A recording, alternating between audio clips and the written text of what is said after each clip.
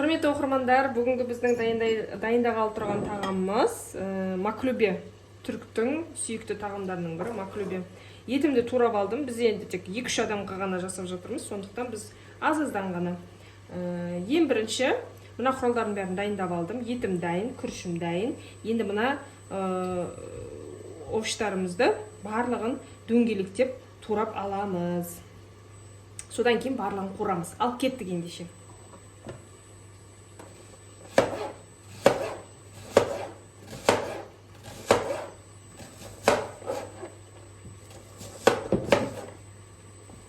Әр овощты дөңгелектеп тураймыз.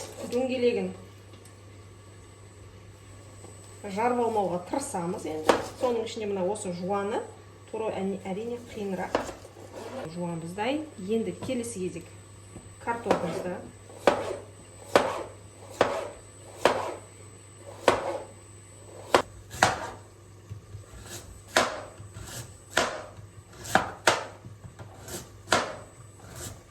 Достар, барлығын турап дайындап алдық. Енді келесі кезекте біз қуыруды бастаймыз. Ең алдымен біз мында кастрюлькамызға сұйық май құйып, етімізді қуырамыз. Ал кеттік ендеше.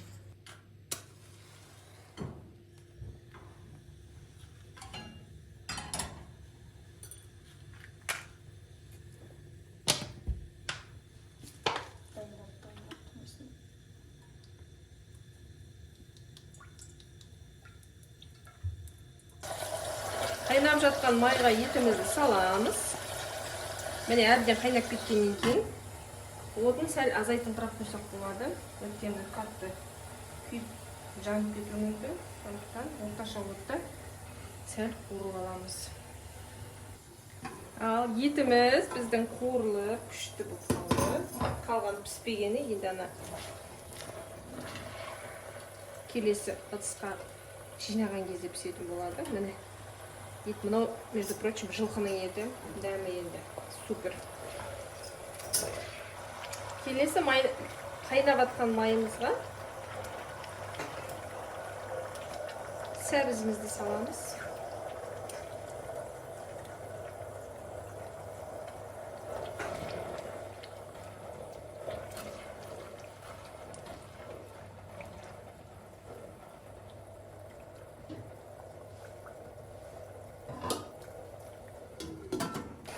Сәбіздеріміз қуырып болды. Міне тұрыңдарыңыздар.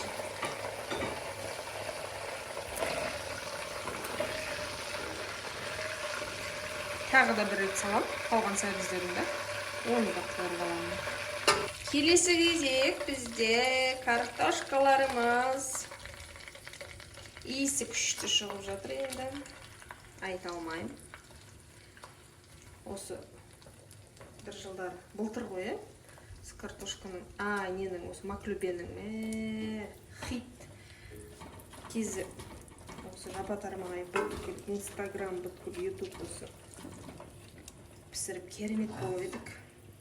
Көптен бері ұмытылып қалды, енді бүгін есімізге алып жатырмыз.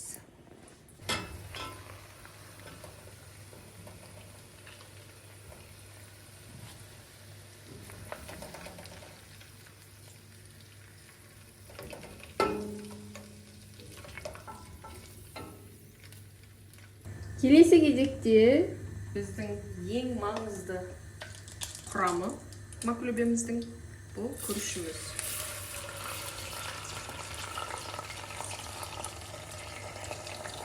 Күрішті тек сәл ғана отқа шарпып, тұзын салып қуырып аламыз. Болды. Сол кезде күріш тарам-тарам болып, әдемі болып піседі, бір-біріне жабысып қалмайды. Осы майда кішкене қуырып аламыз.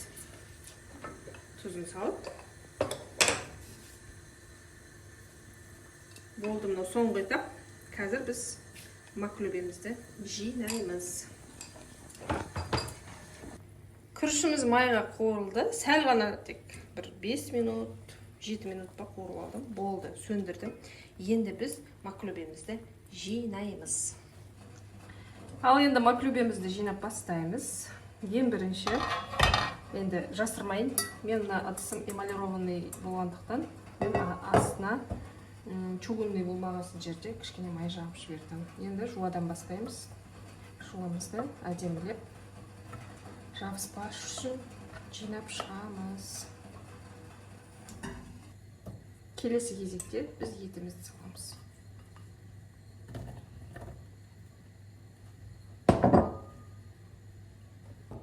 Одан кейін біз картошкамызды әдемілеп жинап шығайық. Шамамыз келгенше қай затты салғанда да нығыздап басу керек екен, өйткені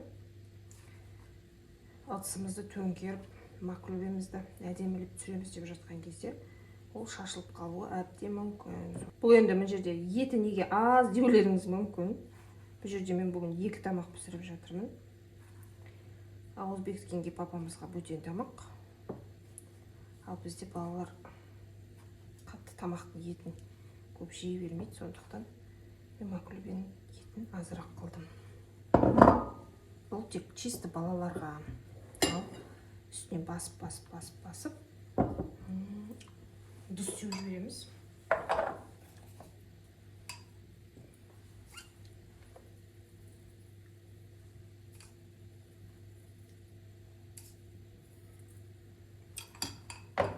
Келесі кезекте сәбізімізді жинаймыз.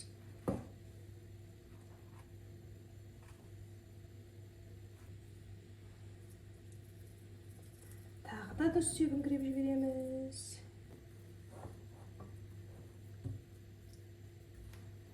Ал келесі кезекте күрішті саламыз.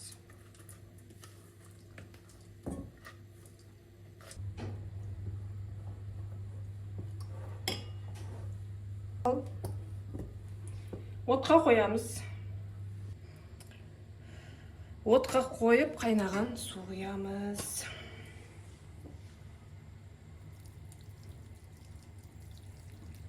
Суды 1 сантиметрдей күрішті батырып құямыз. Астын ашыңқырап қайнатып жібереміз. Кейін барып бұқтыруға болады. Маклюбеміз дайын болды. Бұйыртса. Енді шашылып қалмас үшін мына тарелканы қойып алайын деп жатырмын. Енді ар жағын түсірмей ақ қояйын, содан кейін төңкерілгеннен кейін түсірем, иә?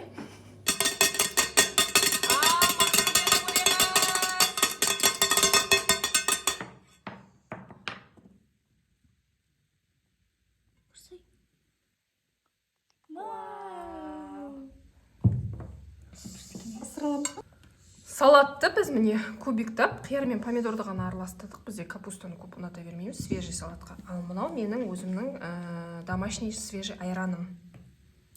Ашқылтым тау, тұщы емес, нағыз осы маклюбеге қажетті. Енді біз мына айналасына салмай тұрмыз, өйткені бізде оны көп ұната бермейді.